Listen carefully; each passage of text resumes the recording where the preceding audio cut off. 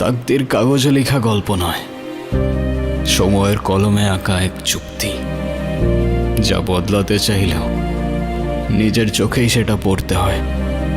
পালালে ছায়ার মতো পিছু নেয়, আর মেনে নিলে শিকল খুলে আকাশ দেখায়।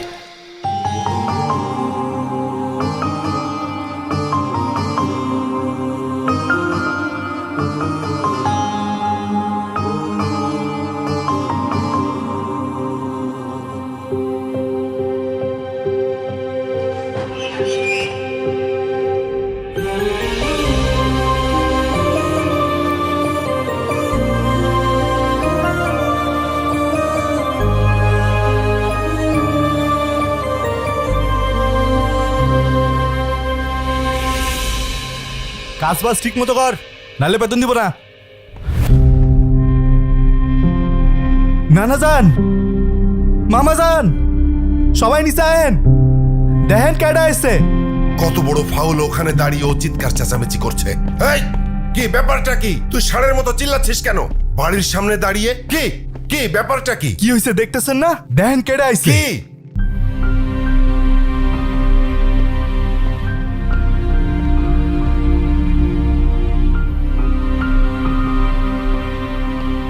কি হলো, তুমি এখনো যাও নাই? তোমাকে না বললাম ভেতরে যাও। আমি বাইকটা পার্ক করে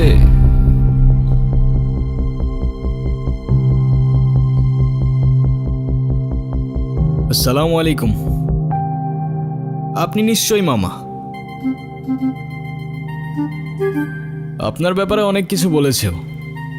আর আপনি মামি।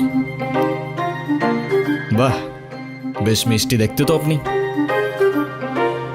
আর যদি ভুল না করি আপনি ছোট খালা আর খালু। তবে আপনাদের সবার মধ্যে আমার ফেভারিট কিন্তু আপনি। আপনাকে কিন্তু আমি নানু বলে ডাকবো না, আমি আপনাকে ডাকবো নানু ভাই। আচ্ছা, শুভ কোথায়? শুভকে দেখছি না। শুভ, শুভ, এই তো।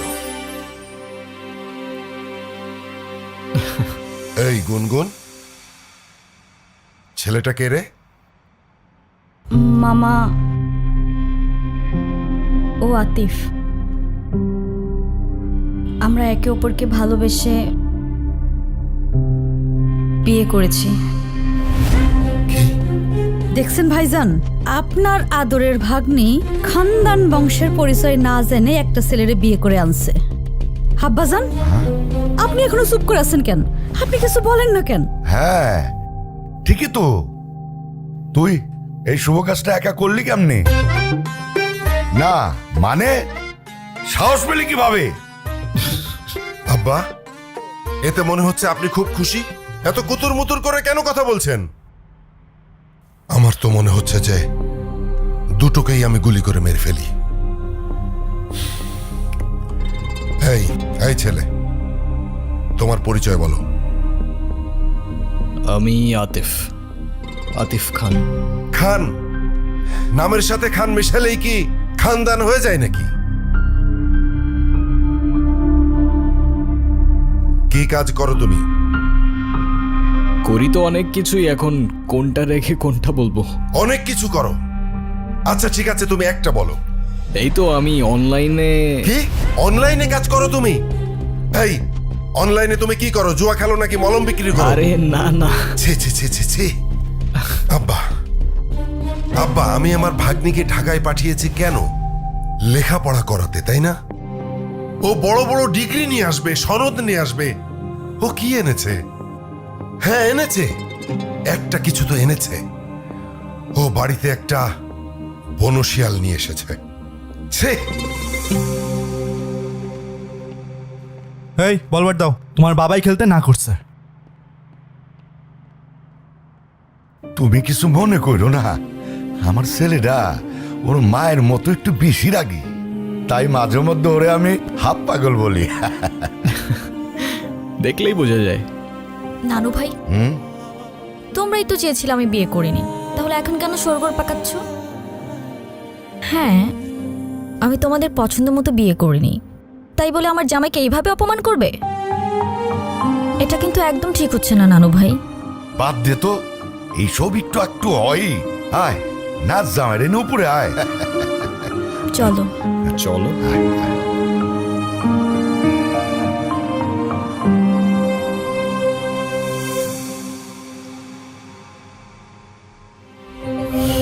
কি আসসালামু আলাইকুম। ওয়ালাইকুম আসসালাম।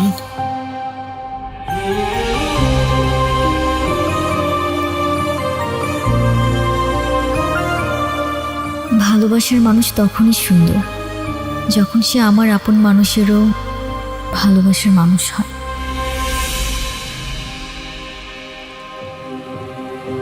জীবনে বেঁচে থাকার জন্য খাবারের চেয়ে বেঁচে থাকার ইচ্ছেটাই বেশি দরকার। আর যদি সেই বেঁচে থাকার ইচ্ছেটা কোনো এক মানুষের জন্য হয়ে ওঠে, তাহলে জীবনে ঠিক তাকেই রাখতে হয় যে সত্যিই থাকতে চায়।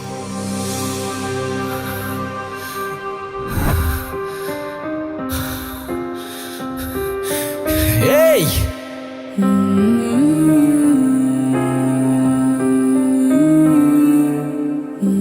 আরে কি করছেন আপনি? মাথা ঠিক আছে আপনার?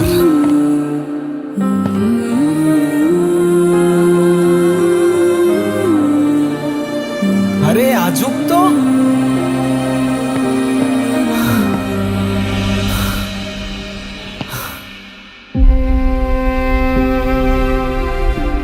কি সমস্যা কি আপনার? কি করছেন আপনি? আরে প্রবলেমটা কি আপনার? আরে কিছু বলছেন না কেন? মাথা ঠিক আছে আপনার? কি করছেন আপনি?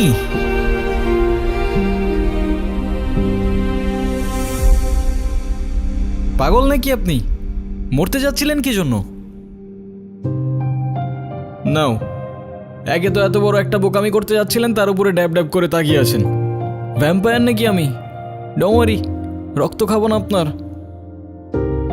এক সেকেন্ড, একটু পানি খেয়ে নিই।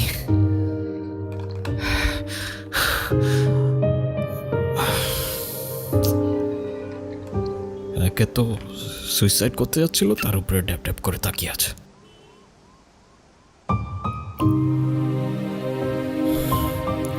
Thank you.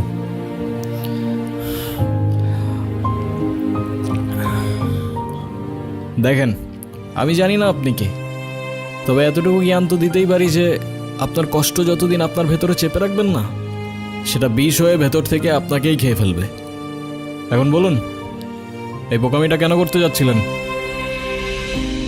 ডোন্ট ওয়ারি, আমি কাউকে বলবো না। আর বলার মতো তেমন কেউ নেইও আমার, না পরিবার না বন্ধু, শুধু আমি, আমার ক্যামেরা আর আমার ওয়াটার বটল। কি ভাবছেন আমাকে বললে আপনার লাভ ছাড়া ক্ষতি নেই? আর এমনও তো হতে পারে যে আপনার প্রবলেম শুনে আমি আপনাকে কোনোভাবে সাহায্য করতে পারি, রাইট? আমি প্রেগনেন্ট। ভালোবেসেছিলাম, বিশ্বাস করেছিলাম, কিন্তু ভাবিনি সে ভালোবাসা এইভাবে শাস্তি হয়ে ফিরে আসবে। আমি তালুকদার পরিবারের মেয়ে। আমাদের পরিবারের সমাজের নিয়ম না মেনে কিছু করে ফেলা মানে সবার কাছে একটা লজ্জা হয়ে যাওয়া। আমার পরিবার, যারা বলে মেয়েরা হচ্ছে ঘরের সম্মান, আর তারা যখন জানবে আমি বিয়ের আগেই, কিচ্ছু বলবে না, শুধু চেয়ে থাকবে। আর ওদের ওই দৃষ্টিতে আমার বুকটা চিড়ে যাবে। ওরা বলবে না তুই মরে যা, কিন্তু আমি বুঝে যাব আমার মরে যাওয়াই উচিত। ভেবেছিলাম এখান থেকে ঝাঁপ দিলে হয়তো সব ঝামেলা এখানেই থেমে যাবে, না প্রশ্ন, না অপমান, না দোষ, কোনো কিছুরই সম্মুখীন হতে হবে না। ভিতরের চিৎকারটা এখানেই থেমে যাবে। এখান থেকে ঝাঁপ দিলে আপনার চিৎকার থেমে যাবে সে ব্যাপারে তো কোনো সন্দেহ নাই, কিন্তু যার জন্য আপনি এখানে আসলেন সে তো দিব্যি ঘুরে বেড়াবে, রাইট? কোথায় সেই হারামজাদারা? কোথায় আপনার বয়ফ্রেন্ড? কোথায় সে?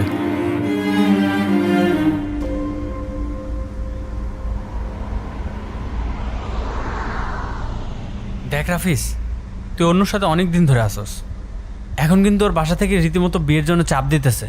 হ্যাঁ, এটা তো আমি জানি, কিন্তু আমি যদি এখন বিয়েতে ঢুকে পড়ি তাহলে তো আমার সব প্ল্যান শেষ। চাইনায় 6 মাসের প্রজেক্ট, এটা আমার জন্য খুবই দরকার। এটাতে যদি আমি ঢুকতে পারি না তাহলে পুরা লাইফ সেট। তুই তো জানোস ও তোর উপর কতটা নির্ভর করে। ও বলছে যে তুই যদি এখন চলে যাস ও নিজেকে শেষ করে ফেলবে। এটা বলছে? হুম। মেয়ে মানুষের আবেগ বুঝোস তুই? ওরা একটু হলে বেশি রিয়াক্ট করে। আর আমি তো ওরে বলি নাই বিয়ে করব না, আমি তো ওরে বিয়ে করব, কিন্তু চায়না থেকে আসার পর, এখন না। রাফিস, অনু,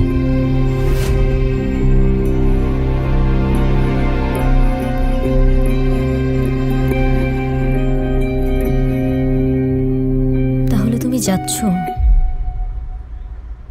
আমি এই সুযোগটা কোনোভাবে হাতছাড়া করতে চাচ্ছি না। চাইনা প্রজেক্ট, এটা আমার ফিউচারের জন্য খুবই দরকার।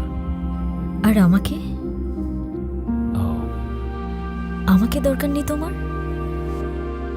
তুমি কি একটাবারও ভেবেছ তুমি চলে গেলে এরপর কি হবে? আচ্ছা, তুমি জানো যে আমি তোমার জন্য কি ভাবি না ভাবি, কিন্তু আমি যদি এখন বিয়ে ঠিয়ে করি তাহলে আমার সব গুলিয়ে যাবে। তার মানে আমি সব গুলিয়ে দিচ্ছি? তুমি কেন বুঝতে চাচ্ছ না? আমি যদি 6টা মাস সবকিছু ভালোভাবে হ্যান্ডেল করি তাহলে আমরা একটা স্টেবল লাইফ পাবো। আমরা? তুমি তোমার লাইফটা গুছাচ্ছ, সেখানে আমি কোথাও নেই।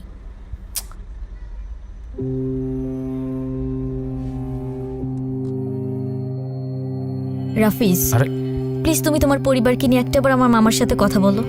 তোমার এক্ষুনি বিয়ে করতে হবে না, তুমি যা করার চায়না থেকে এসেই করো। আমার মামা, নানু ভাই সবাই রীতিমতো পাগল হয়ে যাচ্ছে বিয়ের জন্য। আমাকে শুধু 7 দিন সময় দিয়েছে, আমি আর পারছি না রাফিজ। তুমি কেন বুঝতেছ না? সারাক্ষণ শুধু কান্নাকাটি করবা আর নিজেরটাই ভাববা। একটু আমারটা ভাবতে শিখো। ধ্যাত্তেরি।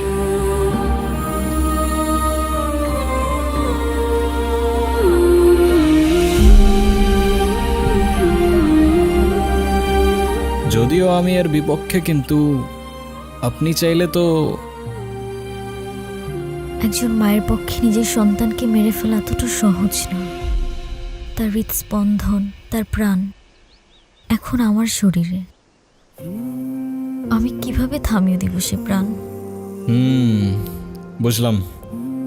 আর তাই তো সেই প্রাণের সাথে সাথে নিজের প্রাণটাও থামিয়ে দিচ্ছিলেন, রাইট? হ্যাঁ, চেয়েছিলাম, কারণ আমি নিজের পাপের বোঝা নিজে বইতে পারবো। কিন্তু আমার সন্তানের দিকে কেউ আঙুল তুললে আমি সহ্য করতে পারবো না। সবই বুঝলাম, কিন্তু এটা মনে রাখবেন যে আপনার ভুলের প্রায়শ্চিত্ত না সেই নিষ্পাপের জীবন দিয়ে হবে, আর না আপনার জীবন দিয়ে। It is what it is. জীবনের এই মুহূর্তে এসে আমি সত্যিই জানি না আমার কি করা উচিত, কোথায় যাওয়া উচিত। তাহলে আমি বলবো আপনি বাড়িতে চলে যান, কারণ সেটাই হবে যেটা আপনার তাকদিরে লেখা আছে। না না, আমি বাড়িতে যেতে পারবো না। বাড়িতে গেলে আমার ওদের পছন্দ মতো বিয়ে করে নিতে হবে, যেটা আমার পক্ষে সম্ভব না।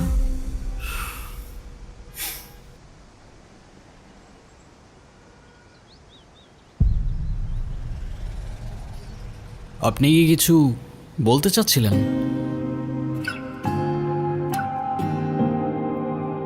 আরে প্রবলেম নাই, বলে ফেলুন না। আপনি আমাকে বিয়ে করতে পারবেন? হোয়াট? সত্যি না, মিথ্যে। আরে বুঝাই বলেন না, আমি কিছু বুঝতে পারতেছি না, মাথায় ঢুকতেছে না কিছু আমার। ধরুন আমি আপনাকে স্বামী সাজিয়ে আমাদের বাড়িতে নিয়ে গেলাম, কিছুদিন পর আপনি ওখান থেকে চলে যাবেন। তখন তো আমার সন্তানের পরিচয় নিয়ে কেউ প্রশ্ন তুলতে পারবে না। তারপর রাফিজ যখন আসবে তখন বিয়ে করে নেব। সরি, আমি আসলে বুঝতে পারছি না আমি কি বলছি না বলছি। আপনি কেনই বা আমার জন্য এত কিছু করবেন? সরি। আচ্ছা চলেন। আপনার জন্য মা হবেন না আপনি? একজন মায়ের জন্য এটুকু তো করাই যায়, বলেন? চলেন, আসেন আসেন, আর ভেবে লাভ নেই।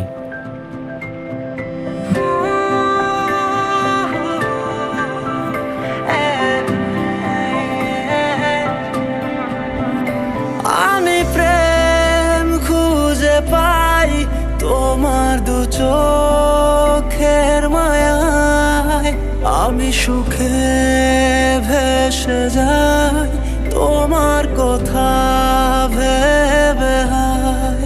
তুমি আমার সেই তুমি, যার ভাবনায় ফাগুন আসে, নিমেষে ফুটে ফুলছে তোমার উড়ন্ত কালো চুলে।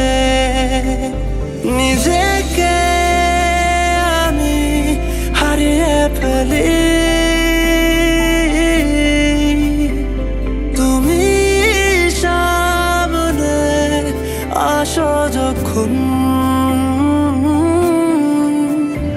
আমি তোমার টানে তোমার নামে লিখেছি গান সারাক্ষণ।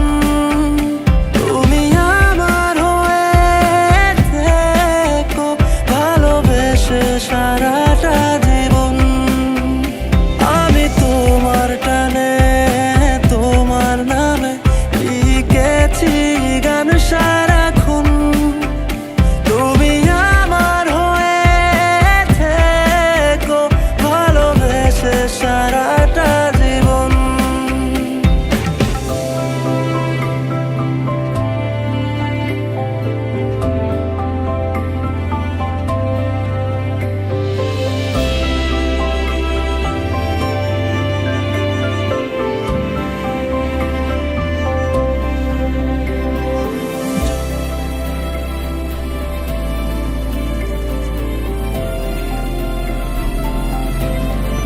পানি খাবো, কি?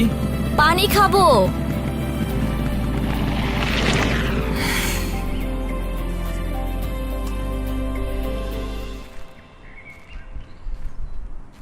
পানি এখানে তো পানি তো শেষ। আচ্ছা তুমি দাঁড়াও, আমি নিয়ে আসি। হ্যাঁ, 2 মিনিট। আজকে কিন্তু বাসিটা মজা ছিল।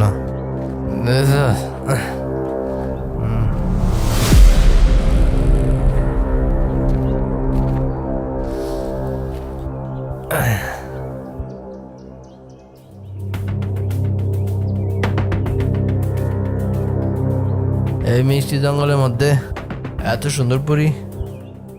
কি আপু, চুপচাপ কেন? কথা কইতে পারেন না? নাম কি আপনার? কি হয়েছে এখানে?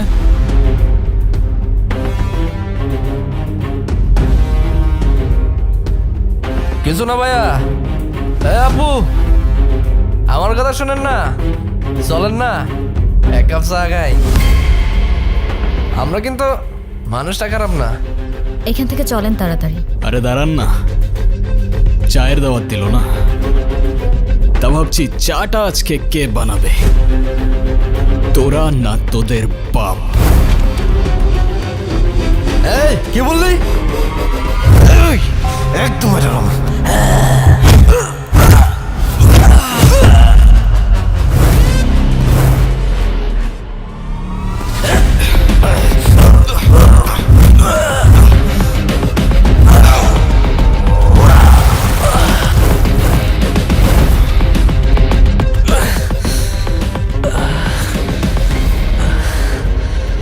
কিরে, লিকারটা কেমন ছিল? করা ভাই।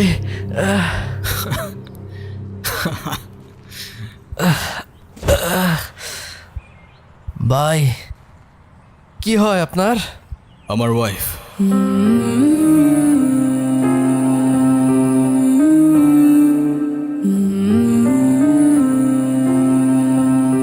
সম্পর্কের কিছু ডাক মাঝে মাঝে মানুষকে অদ্ভুত আনন্দ দেয়।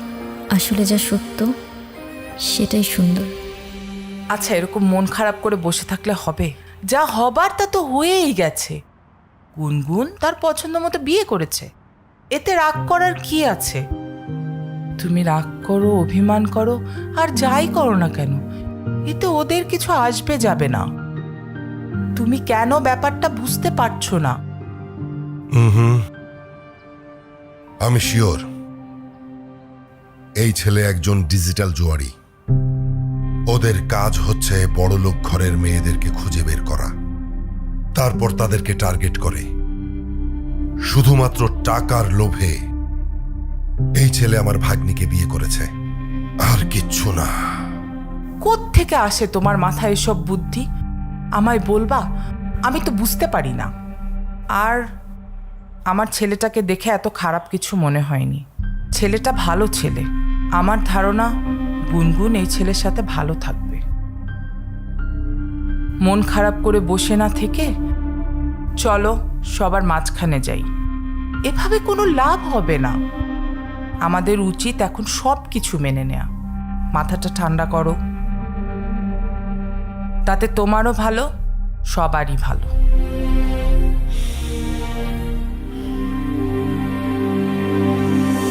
শুনছো, আজ কিন্তু আমাদের নাতনিটা নতুন জীবন শুরু করলো।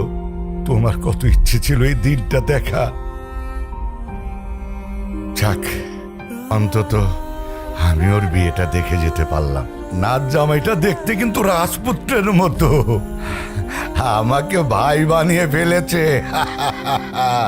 আমি এখন একা নয়। যাক, বাঁচা গেল। গুনগুনের বিয়েটা শেষমেশ হয়েই গেল। ছেলে কি করে? অনলাইনে কি যেন কাজ করে। আমিও দেখব সে তার জামাইকে নিয়ে কত প্রশংসা করতে পারে। আমি সাধারণ একজন উকিল বলে কম খোটা আমাকে সহ্য করতে হয় নাই। আর একটা কথা না বললেই নয়, আমি নাকি ঘর জামাই। তোমার বাপ ভাইয়ের টাকায় আমি খাই, তোমার বাপ ভাইয়ের টাকায় আমি চলি। এবার দেখা যাবে তার ভাগ্নি জামাই কোথাকার কোন মহারাজ। উফ, চুপ করো তো। আমার আর ভালো লাগছে না। আমাদের পরিবারের সঙ্গে এরকম একটা ঘটনা ঘটতে পারে আমি তো ভাবতেই পারছি না। আরে বলা নেই ক নেই, কোত্থেকে একটা ছেলের সঙ্গে বিয়ে করে আসছে। বাবা, আমরা তো কখনো সাহসই পাইনি এগুলো কল্পনা করার। আরে শত হলেও মানলাম গুনগুন আমার বড় অপার মেয়ে, কিন্তু এই ছেলেটা আমার কি মনে হয় জানো, ভালো বংশের মেয়ে পেয়েছে না, ওটা দেখে ফাঁদ পেতে গুনগুনকে বিয়ে করে নিয়েছে। না জানি ছেলেটার মতলব কি। উফ, তোমরা একটু চুপ করো তো, বিরক্ত করো না, আমি পড়ছি। আচ্ছা, পড়ালেখা বাদ। বলো তো বাবা, তুমি আমাকে কবে বল কিনে দিবা? বল, আবার সেই বল। এই পর্যন্ত কয়টা বল হারাইছে হিসাব আছে ওর? এই পড়তে বস, পড়। উফ,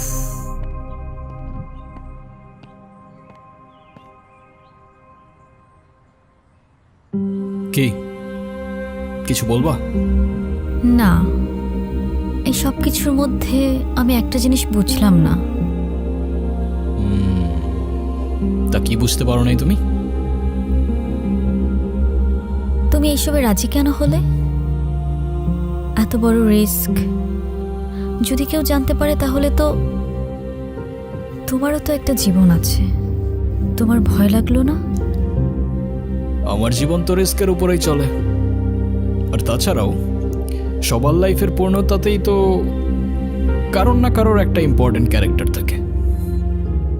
তো কে জানে, হতে পারে খোদার তরফ থেকে তোমার লাইফের সেই ইম্পর্টেন্ট ক্যারেক্টারটা আমি। হতেও তো পারে না। Thank you. তোমার মতো মানুষ তাকদিরে থাকলে হয়তো জীবনটা অনেক সহজ হয়ে যেত। তাকদিরে লেখা ছিল বলেই তোমার সাথে আমার দেখা হয়েছে। জীবনকে আমিও খুঁজেছি, কখনো শহরের ব্যস্ত রাস্তায়, আবার কখনো প্রকৃতির এক নিঃশব্দ কোণে। নিজেকে আমি হারিয়ে ফেলি, তুমি সামনে আসো যখন।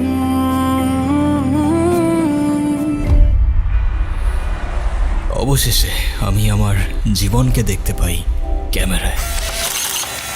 আমি তোমার টানে, তোমার নামে লিখেছি গান সারাক্ষণ। তুমি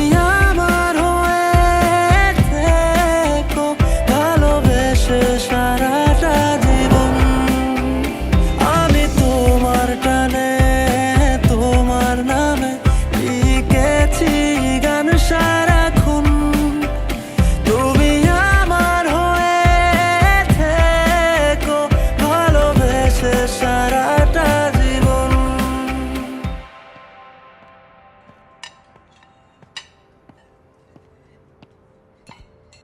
বেশি করে দাও। কি নানু ভাই?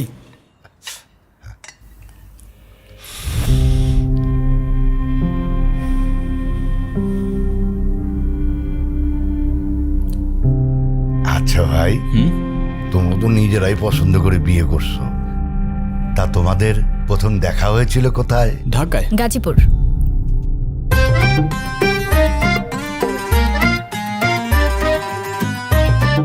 মানে ঢাকায় গাজীপুর সাফারি পার্কে।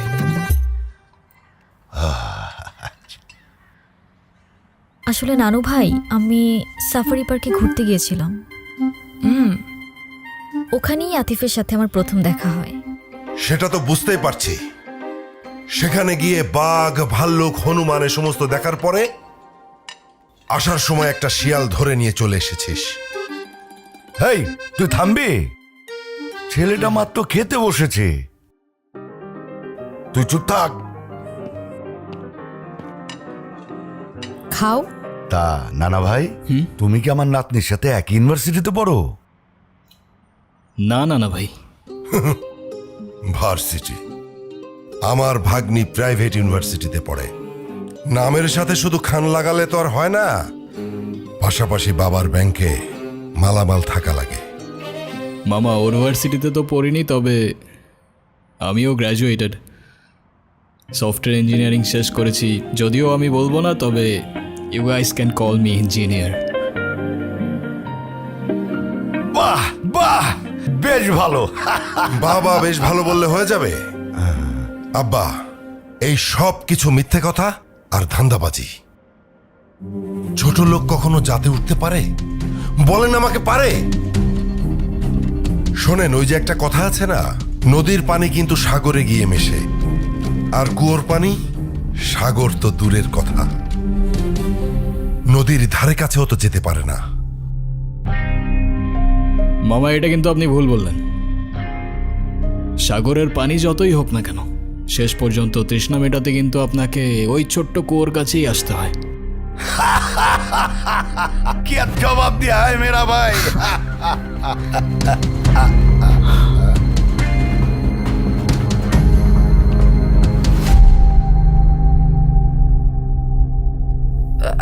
তোমরা খাও। কি ব্যাপার বাবা, তুমি খাচ্ছ না কেন? খাও। আমাকে বল না দেওয়া পর্যন্ত আমি কিছু খাবো না। আবার বল, খাওয়ার সময় বল, চুপচাপ ভাত খা।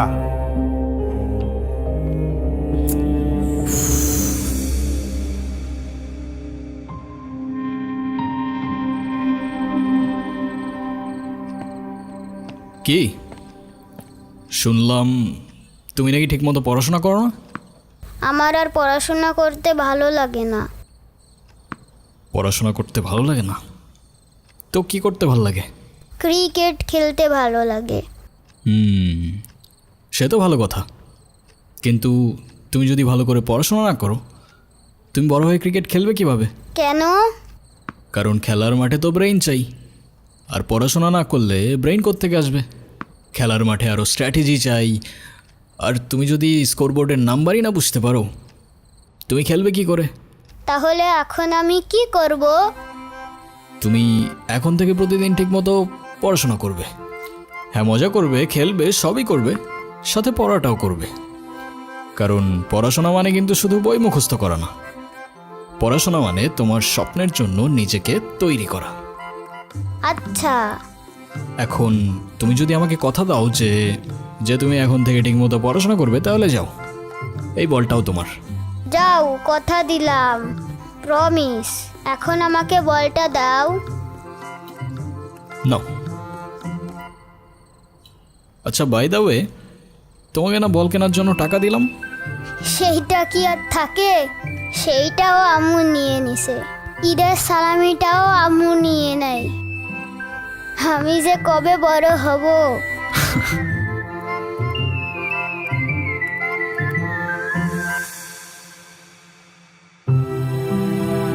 বড় তো সেদিনই হবে যেদিন নিজের কষ্ট চেপে অন্যকে সাহস আর সাথ দিতে শিখবে।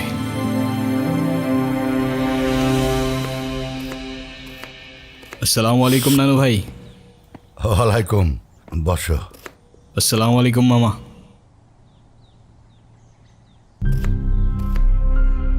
আরে বাবা, সালামের উত্তরটা তো দিবি। তোর সব ধন সম্পত্তি তো আর চায় নাই। ওয়ালাইকুম সালাম। রবির মেজাজ দেখছিস? ভালো করে এক কাপ চা বানায় না দে। এই রবি, ওর সাথে একটু গল্প গুজব কর না। আমি যখন জামাই ছিলাম তখন আমাকে তোর নানির পরিবার মাথায় করে রাখতো। তার তো কারণ ছিল আব্বা, সেটা আপনি খুব ভালো করে জানেন। আপনি তো ওর মতো কোনো সাধারণ পরিবার থেকে আসেননি। আমাদের বংশের মান মর্যাদা, ধন সম্পদ, নাম ডাক এসবের একটা ব্যাপার ছিল। আমার না আপনার জন্য খুব আফসোস হচ্ছে মামা। If I am not wrong, আমি যতদূর বুঝতে পারলাম আপনার কাছে খানদান, প্রপার্টিজ, নাম ডাক এসব কিছু ইম্পর্ট্যান্ট।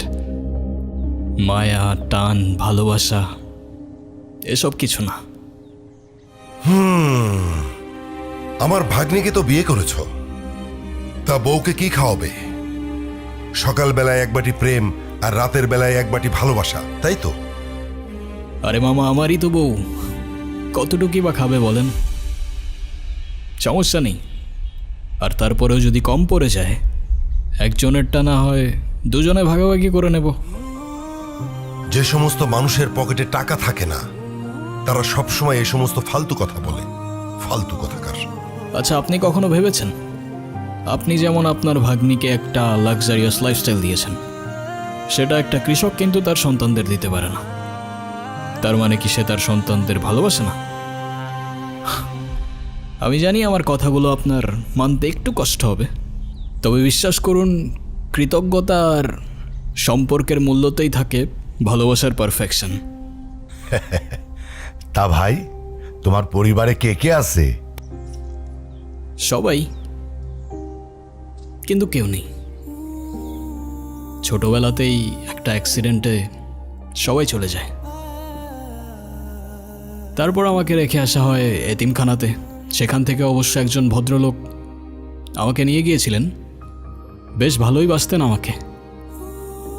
তার কিছুদিন পর সেও চলে গেলেন, তবে সাথে থেকে গেল তার রেখে যাওয়া ভ্যালিউজ আর এডুকেশন। তারপর একটু একটু করে কিছু টাকা জমিয়ে অনলাইনে ক্লোদিংয়ের বিজনেস শুরু করি। সেখান থেকে আমার লাইফের টার্নিং পয়েন্ট শুরু হয়। তারপর শখের বসে ফটোগ্রাফি, আরও কত কি। ও হ্যাঁ, আর আমার নিজের একটা রেস্টুরেন্টও আছে মুর্শিদগঞ্জে, আলহামদুলিল্লাহ। তবে আমি বিশ্বাস করি যে জীবনে টাকা দিয়ে সুখ কেনা যায় না, ঠিক। যদি না সেই সুখ তাকদিরে লেখা থাকে।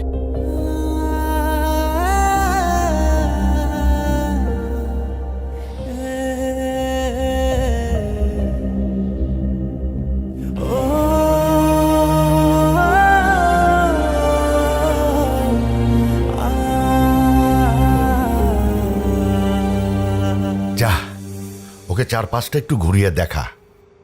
আপনিও চলেন না? পায়ে ব্যথা। আচ্ছা।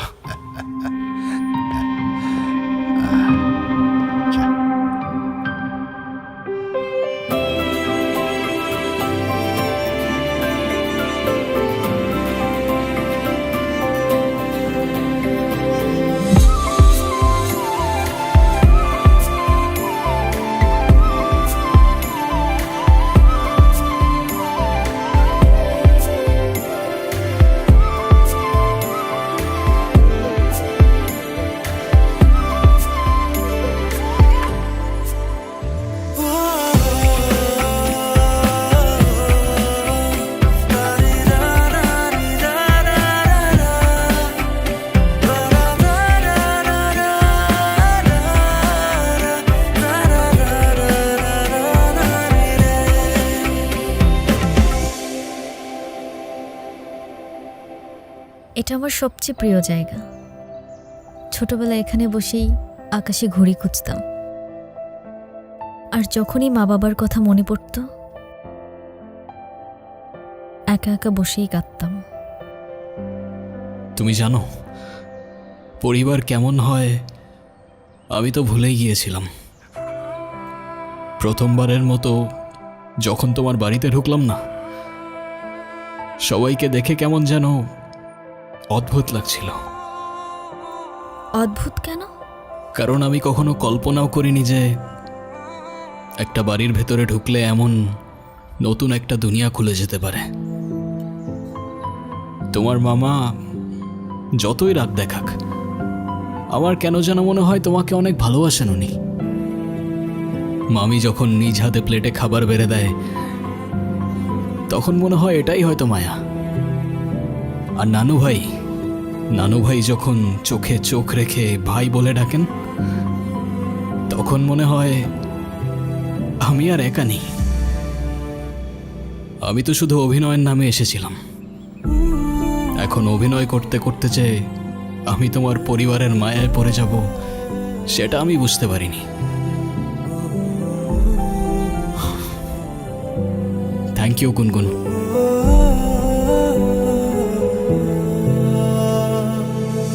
চুপচাপ বসে আছো কেন? ভয়ে আছো? চিন্তায় আছো? না, চিন্তা না, ভয়। একটা ভয় আগুনের মতো করে আমার বুকের মধ্যে চেপে বসে আছে। এই আতিফ ছেলেটাকে আমি যত দেখছি, ততই যেন মনে হচ্ছে ওর চোখে মুখে অনেক কথা আছে, কিন্তু কথাগুলো ও মুখ দিয়ে বলছে না। ভালো মানুষ চোখেই কথা বলে, মুখে বলে না। আতিফ যদি ভালোও হয়, তবু তো ভয়টা আমার রয়ে গেছে। আমার বোনকে আমি আমার চোখের সামনে নিঃশেষ হয়ে যেতে দেখেছি।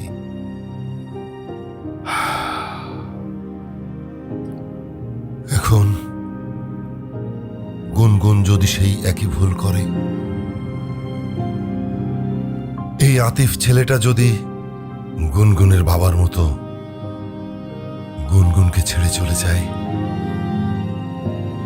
গুনগুন হয়তো একসময় মেনে নেবে, কিন্তু না না, আমি মানতে পারবো না। দেখো, আমাদের তো কোনো সন্তান নেই,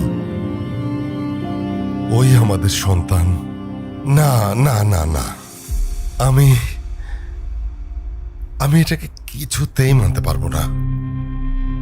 বারবার যদি আমরা ভয়কে কেন্দ্র করে সিদ্ধান্ত নেই, তাহলে ভালো মানুষের জন্য দরজাগুলো কখনোই খোলা থাকবে না।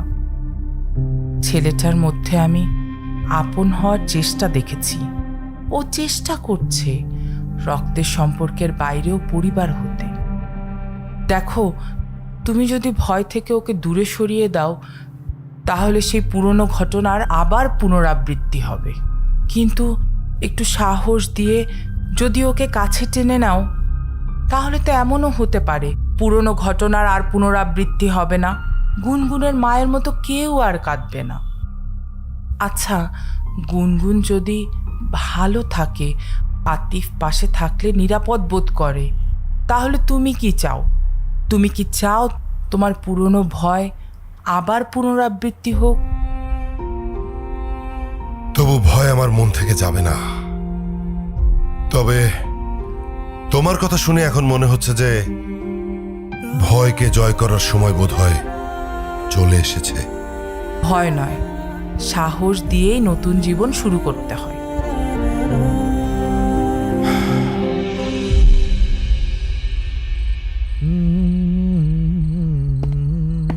এই হিরো, কাকে বলতেছো? আপনারাই বলতেছি। আরে আপনারে তো দুলাভাই ডাকতে মনেই ছিল না। আসলে আমি মামাজানের মতো সব বনারে পাত্তা দিই না। সব ঘাটের মরারে পাত্তা দাও না বুঝলাম, কিন্তু কোন ঘাটের মরারে পাত্তা দাও সেটা তো বুঝলাম না। কথার ভুল ধরবেন না কইলাম। এমন লাফাইতে থাকলে বেশি দিন টিকবেন না। কথায় আছে না, পিপিলিকার ডানা গজায় মরিবার তরে, বেশি উঠলে আগুনে পুরো ছাই হয়ে যাবেন। যে পিপিলিকা আগুনে ডানা মেলে ভাই, সে কিন্তু আগে বুঝে নেয় আগুনটা কার হাতে আছে। তো সাবধানে থাইকো, আগুনটা আবার এদিক ওদিক লেগে গেলে পরে তো আবার নিজেই সামলাতে পারবে না ভাই।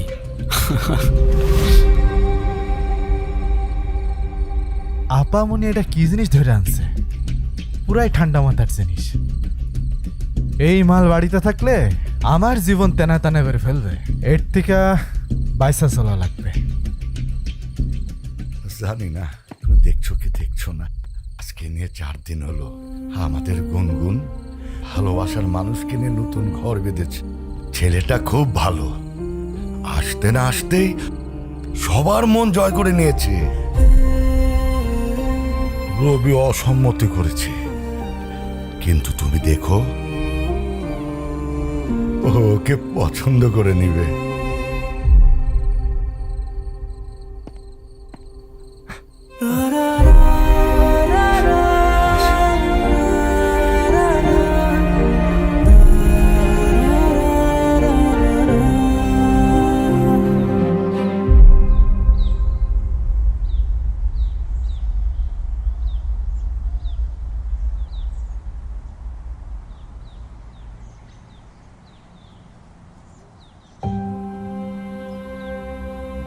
তুমি এখনো ঘুমাওনি?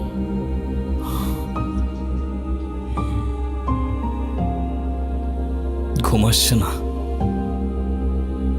মন খারাপ? এই অভিনয়গুলো দিন দিন আমার জন্য কঠিন হয়ে যাচ্ছে। তুমি চাইলে এখনই সব শেষ করে দিতে পারো। এই মিথ্যে, এই বোঝা আর তোমাকে বইতে হবে না। এতে তোমার জন্যই ভালো। ভালো হতো, কিন্তু তোমার পরিবারের সামনে তোমার সম্মানটুকু তো আর আমি নষ্ট করতে পারবো না। এই পরিবার আমার পরিবারেরই মতো। এই ঘর, এই দেয়াল, এই পরিবারের মানুষগুলো সব আমি মনে মনে চাইতাম। এখন সবই আছে, কিন্তু কিচ্ছু নেই।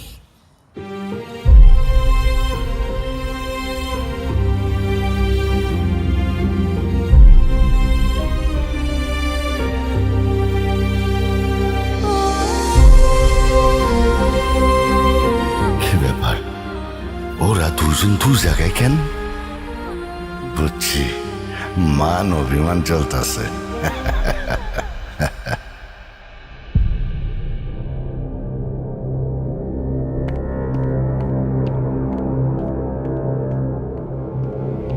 এই কে আপনি? কারে চাই?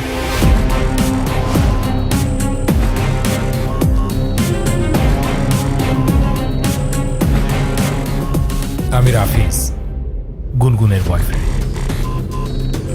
বয়ফ্রেন্ড?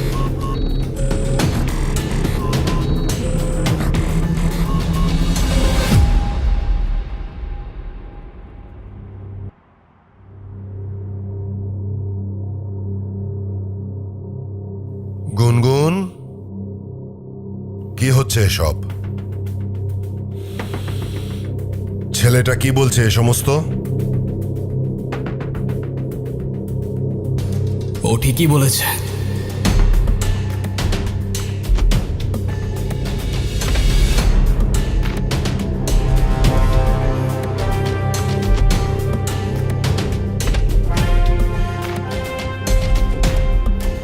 আমি গুনগুনের কিছুই না। আমাদের বিয়ে হয়নি, আর এতদিন যা ছিল তার পুরোটাই ড্রামা।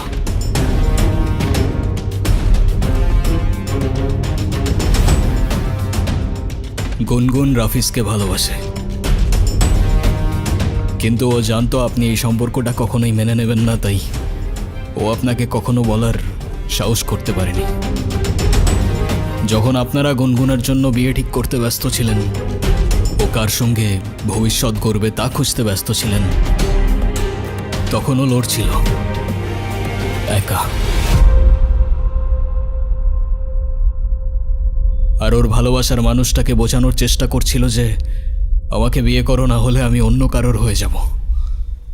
কিন্তু সেদিন সেই মানুষটা চলে গিয়েছিল, আর তার সঙ্গে অনুর ভরসাটাও হারিয়ে গিয়েছিল। আর তাই ও দাঁড়িয়েছিল একা একা মৃত্যুর কিনারায়। তবুও আপনাকে কিছু বলার সাহস করতে পারেনি, কারণ ও জানে আপনি ভালোবাসায় বিশ্বাস করেন না। আর তাই সেদিন আমি এসেছিলাম, কোনো অধিকার নিয়ে না, বরং এই মেয়েটার সম্মান, একটা নিষ্পাপ ওর ভালোবাসা আর মর্যাদাটা বাঁচাতে। আর হ্যাঁ, আমি ওর কিছুই না, আমাদের মাঝে কিছুই নেই। এই সবটাই ছিল অভিনয়, আর এই অভিনয়ের শেষটাও আমি লিখে দিয়ে যাচ্ছি। চলে যাচ্ছি আমি। যদি কোনো ভুল করে থাকি মাফ করবেন সবাই।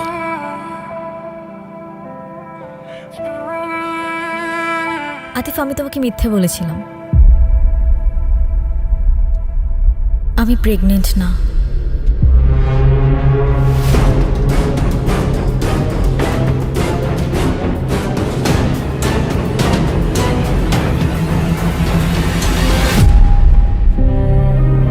রাফিজ চলে যাওয়ার পর আমি নিজেকে একা করে রাখতে চেয়েছিলাম।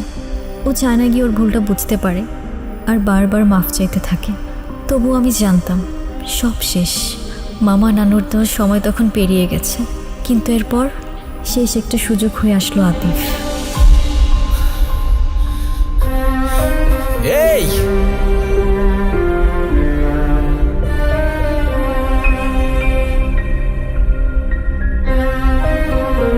ও ভেবেছিল আমি আত্মহত্যা করব, কিন্তু আতিফের কেউ না থাকা, অন্যের জন্য ভাবার কারণে আমি প্রেগনেন্সির মিথ্যে নাটক সাজাই। রাফিজের যাওয়ার সময়টার কথা ভেবেই আমি আতিফকে মিথ্যা বলি।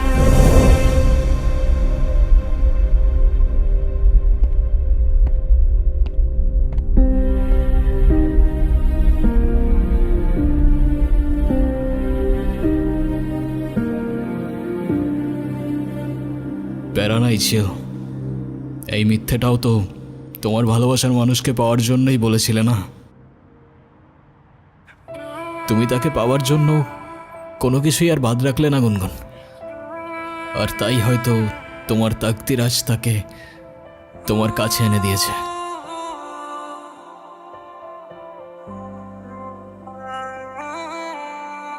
ভালো থেকো।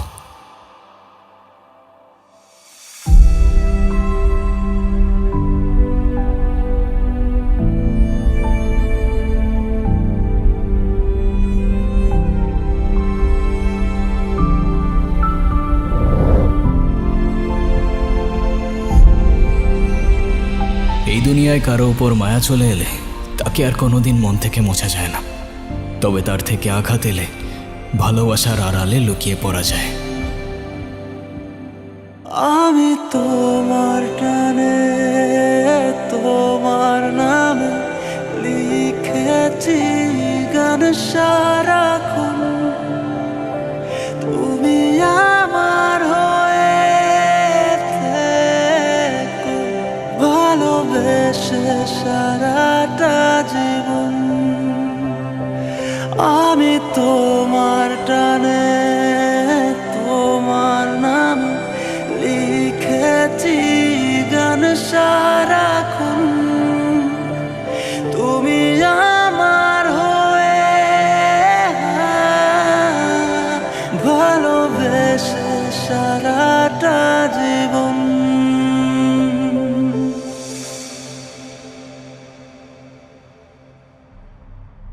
সরি গুনগুন, আমার জন্য তোমার অনেক কিছুই ফেস করতে হয়েছে। তুমি চায়না থেকে চলে কেন এলে? আরে এলাম, চায়নায় অনেক কিছু করার সুযোগ আছে। আরে চায়নায় গিয়ে এবার কি হয়েছে জানো?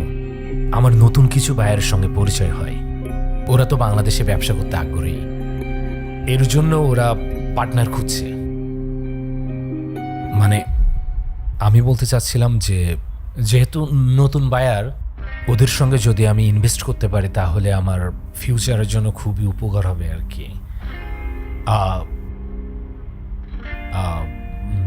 গুনগুন, তোমার মামার তো অনেক সম্পত্তি, মানে টাকা পয়সা আছে আর কি। আচ্ছা তোমার মামা তো তোমাকে অনেক বেশি ভালোবাসে, আদর করে। তোমার মামা কি তার ভাগ্নিকে খালি হাতে বিয়ে দিবে? না মানে বলছিলাম কি যে তুমি যদি আমার সাথে থাকো তাহলে এরকম ইনভেস্ট আমি 6 মাসের মধ্যে উঠাই ফেলবো আর কি। তুমি তো জানো আমার মেধা, বাথরুম যা আছে কতটুকু। এটা যদি আমি প্রপার কাজে লাগাতে পারি তাহলে কোনো ব্যাপারই না আমার দ্বারা এটা। তুমি ফিরেছো ঠিকই, কিন্তু ফিরেছো নিজের জন্য, ভালোবাসার নামে নিজের স্বার্থ নিয়ে। আরে কি বলতেছো তুমি এসব? আরে এসব কিচ্ছু না। আরে আমি তো চুপ, তোমার মুখ থেকে আর একটা শব্দও না। আজ আমার নিজের উপর রাগ হচ্ছে। আমি তোমাকে ভালোবেসেছিলাম। তুমি জানো আমি তোমার জন্য কি কি করেছি? তোমার জন্য আমি আমার ইচ্ছের বিরুদ্ধে গিয়ে আমার ফ্যামিলির সাথে মিথ্যে নাটক করেছি। আর আতিফ, তার তো আমার কাছে কোনো চাওয়া পাওয়া ছিল না, তবু আমার জন্য, আমার সম্মানের জন্য সে এই বাড়িতে এসেছে। যে মানুষটা আমার জন্য এত কিছু স্যাক্রিফাইস করলো তাকেই আমি মিথ্যা বলেছি, আর সেটাও শুধুমাত্র তোমার জন্য। আর আজ তুমি এসেছো, সাথে করে নিয়ে এসেছো টাকার হিসেব, ব্যবসার প্রজেক্ট। এটা নতুন কিছু না। তুমি যখনই আসো তখন ভালোবাসা নয়, তোমার দরকার নিয়ে আসো। ঠিক আছে, তাহলে যাও, তোমার আতিফের কাছে যাও। তোমার প্রেম ভালোবাসা সব তার সাথেই মানায়। হ্যাঁ, একই বাড়িতে থাকো, একই ঘরে থাকো, না জানি কি কি হইছে এর ভেতরে।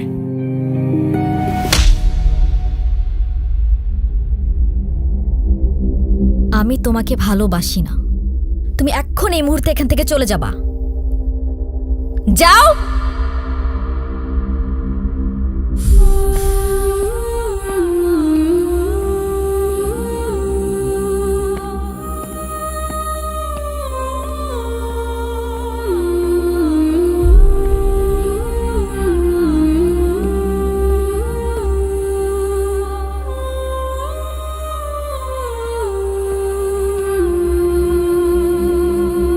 গুনগুন,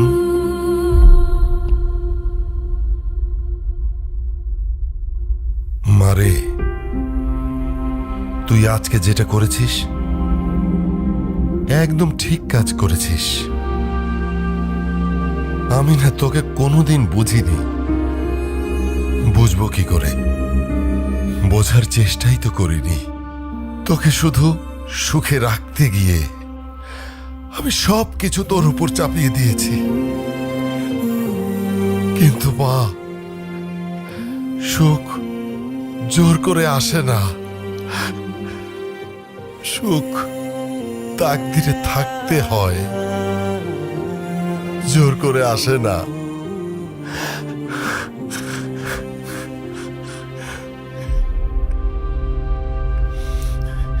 তুই একটু তোর নানুর কাছে যা না।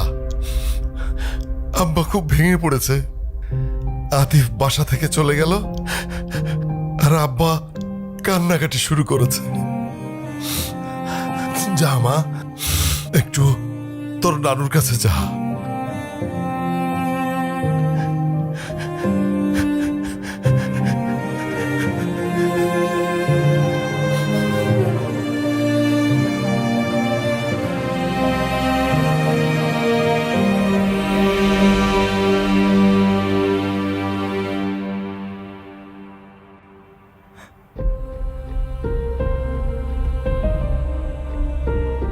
তুই কষ্টে আছিস জানতাম, কিন্তু এতটা বুঝতে পারি নাই রে বোন। জানিস বোন, ভালোবাসা মানে শুধু পাশে থাকা না, ভালোবাসা মানে না থেকেও কারোর জন্য বুকটা কাঁপে। ভালোবাসা মানে তুই হাসলে তার প্রাণটা হাসে, আর তুই কাঁদলে সেও ভেঙে পড়ে। ওর চোখে যে কি মায়া ছিল বোন, সেই চোখ কখনো মিথ্যা বলতে পারে না। ও শুধু তোকে চায়নি, তোকে রক্ষা করেছিল, তোকে আগলে রেখেছিল নিজের সবটুকু দিয়ে। আমি ওর সাথে অন্যায় করেছি নানু ভাই। ও ওর হৃদয়টা আমি ভেঙে দিয়েছি। যে মানুষটা আমার জন্য এত কিছু করলো, তার বিশ্বাসটা আমি হারিয়ে ফেলেছি। ভালোবাসা হারায় না রে বোন, জায়গা বুঝে লুকিয়ে পড়ে। তাকদিরে লেখা থাকলে ওরে ঠিকই পাবি। যা কিছু সত্য তা ফিরে আসে, সময় নেই। কি খালি 2 দিন পর পর আসে, ফ্রিতে খাইতে চাই, কোনো লজ্জা লাগে না কিছু না? এটা কোনো লোক হলো? এই জি ভাই। কি হয়েছে ওদিকে? ভাই 2 জন ফুড ব্লগার আইছে, শুধু ফ্রিতে খাইতে চাই। আচ্ছা তুমি ওদের সার্ভ করো, আমি পরে দেখতেছি। আর এটা আমি নিয়ে যাচ্ছি। ঠিক আছে ভাই।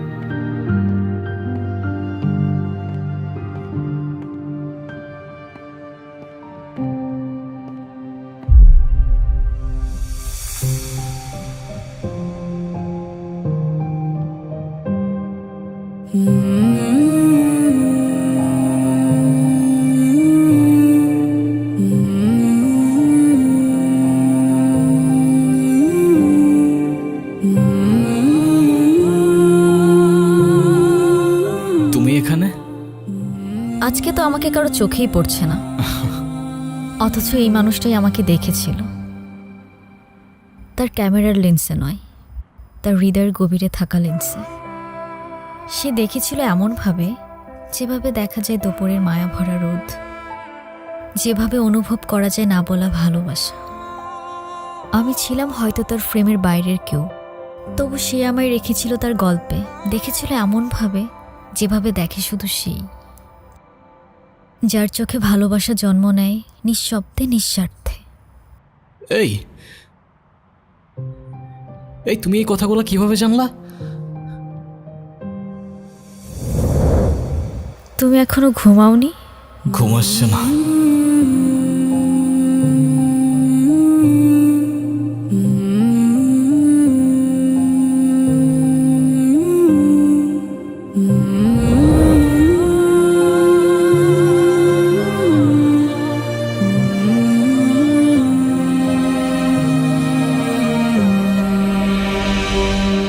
এখন আর এসব জেনেও কি?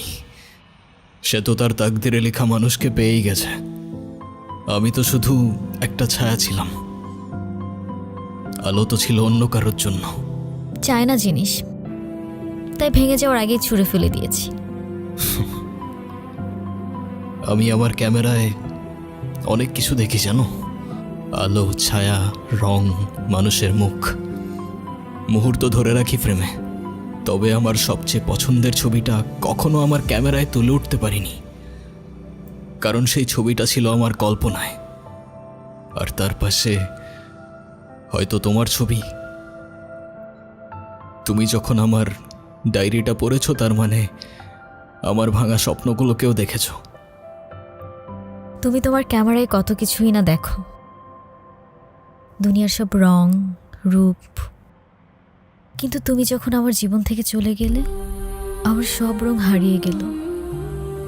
আমি বুঝে গিয়েছিলাম যে চলে যায় সে হারিয়ে যায় না, যদি তাকদিরে তার জন্য ঠিকানা লেখা থাকে। তোমার তাকদিরে আমি আছি কিনা সেটা আমি জানি না, তবে সেই ছোটবেলা থেকেই একটা জিনিস চাইতাম জানো, একটা ঠিকানা, যেখানে সন্ধে হয়ে যাওয়ার পর কেউ বলবে তাড়াতাড়ি ফিরে এসো।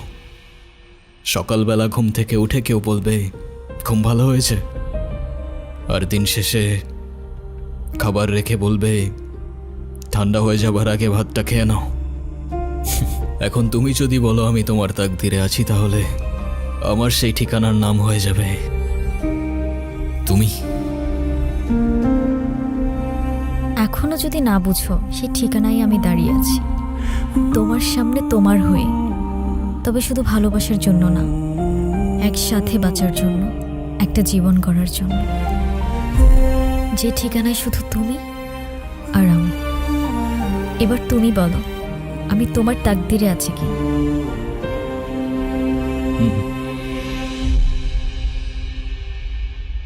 আচ্ছা, আমি যদি বলি এই মুহূর্তে তোমার ডায়েরিতে আমার জন্য কিছু লিখতে, তাহলে তুমি কি লিখবে?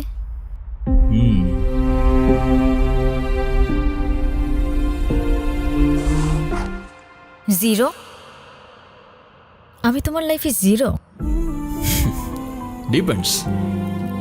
এখন তুমি যদি জিরো মানে শূন্য দেখতে চাও তাহলে সেটাই, তবে আমার পয়েন্ট অফ ভিউটা একটু আলাদা। আমার পয়েন্ট অফ ভিউতে এই সিম্বল ছাড়া কোনো সংখ্যাই পরিপূর্ণ হয় না। Then zero means you complete me.